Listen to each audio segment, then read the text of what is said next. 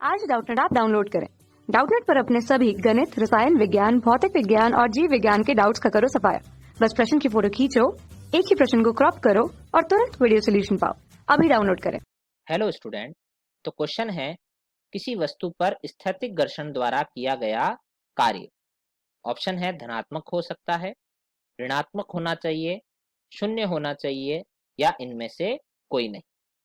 तो देखिए, सबसे पहले हम ये देखते हैं कि स्थैतिक घर्षण होता क्या है।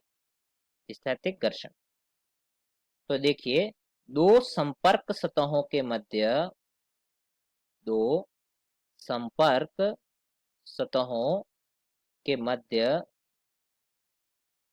कार्यरत घर्षण मध्य कार्यरत घर्षण जब उन सतहों के मध्य उन सतहों के मध्य आपेक्षिक गति न हो, मध्य आपेक्षिक गति न हो, यानी दो सतहें यदि संपर्क में हैं और उनके मध्य आपेक्षिक गति नहीं हो रही है, वे एक दूसरे के सापेक्ष गति नहीं कर रही हैं, तो उनके मध्य जो लगने वाला घर्षण है वह कहलाएगा स्थैतिक घर्षण। तो जैसे मान लीजिए कि यहाँ पे हमें दो ब्लॉक्स दे रखे हैं, और इस पर हम एक बल लगा रहे हैं। नीचे वाले ब्लॉक पे हम एक बल लगा रहे हैं और यह बल लगाने पर जब ये ब्लॉक गति करेगा तो इसके साथ साथ ऊपर वाला ब्लॉक भी गति करने लगता है। तो इसका अर्थ है कि दोनों के मध्य जो घर्षण है वही इन्हें साथ में गति करवा रहा है। तो देखिए, नीचे वाले ब्लॉक पे ये घर्षण कहाँ लगेगा? पीछे की ओर। और ऊपर वाले ब्लॉक पे ये घर्षण कहाँ लगेगा? आगे की ओर। क्योंकि दोनों ब्लॉक एक दूसरे के सापेक्ष कोई गति नहीं कर रहे हैं, तो इसलिए यह जो घर्षण इनके मध्य कार्यरत है यह कहलाएगा स्थैतिक घर्षण। क्या कहलाएगा? स्थैतिक घर्षण। क्योंकि घर्षण की डेफिनेशन हम देख चुके हैं स्थैतिक की, कि जब दो सतहों के मध्य आपेक्षिक गति ना हो। तो जब आप नीचे वाले ब्लॉक को खींचते हो तो ऊपर वाला ब्लॉक भी उसके साथ साथ चलना प्रारंभ करता है आगे की तरफ। तो उसको आगे की तरफ कौन ला रहा है? घर्षण। तो अब मान लीजिए कि इन ब्लॉक्स का यहां से लेके यहां तक विस्थापन हो गया x। कितना विस्थापन हो गया? x। तो देखिए, ऊपर वाले ब्लॉक पर कार्य, ऊपर वाले ब्लॉक पर ऊपर वाले ब्लॉक पर घर्षण द्वारा किया गया कार्य, घर्षण द्वारा किया गया कार्य क्या होगा?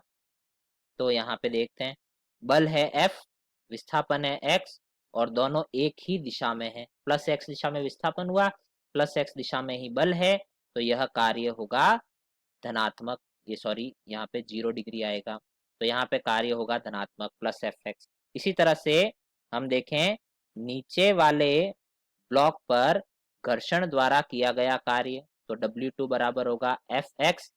घर्षण और विस्थापन विपरीत दिशा में है, तो यहाँ आएगा cos 180। तो यहाँ जो कार्य होगा वह होगा माइनस Fx।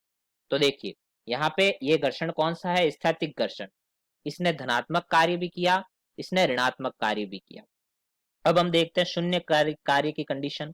तो देखिए, यदि एक ब्लॉक धरातल पे रखा हुआ है, धरातल पर, और एक व्यक्ति इस भारी ब्लॉक को धक्का देने की कोशिश करता है, तो जब ये व्यक्ति इस भारी ब्लॉक को धक्का देने की कोशिश करता है तो ये धक्का नहीं दे पाता, यानी ये ब्लॉक गति करता ही नहीं है।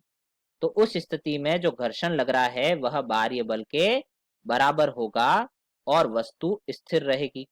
तो यहाँ देखिए, यहाँ पे घर्षण बल तो लग रहा है, घर्षण बल लग रहा है, परंतु विस्थापन शून्य है। तो विस्थापन शून्य होने के कारण यहाँ कार्य शून्य है। तो यदि एक व्यक्ति इस ब्लॉक को धक्का दे तो घर्षण लग रहा है, स्थैतिक घर्षण, लेकिन वो ब्लॉक गति नहीं कर पा रहा है, इसलिए विस्थापन शून्य है, अतः घर्षण द्वारा किया गया कार्य शून्य होगा। तो इसका अर्थ है स्थैतिक घर्षण तीनों प्रकार के कार्य कर सकता है, धनात्मक, ऋणात्मक और शून्य। तो यहाँ पे देखिए, धनात्मक हो सकता है कार्य, यस। ऋणात्मक होना ही चाहिए, गलत। या शून्य होना ही चाहिए, गलत। तो हमारा ऑप्शन फर्स्ट सही होगा। कक्षा 6वीं से 12वीं से लेकर नीट, IIT, JEE वो एडवांस के लेवल तक 1 करोड़ से ज्यादा छात्रों का भरोसा। आज ही डाउनलोड करें डाउटनेट ऐप या व्हाट्सएप करें अपने सारे डाउट्स 8400 400 400 पर।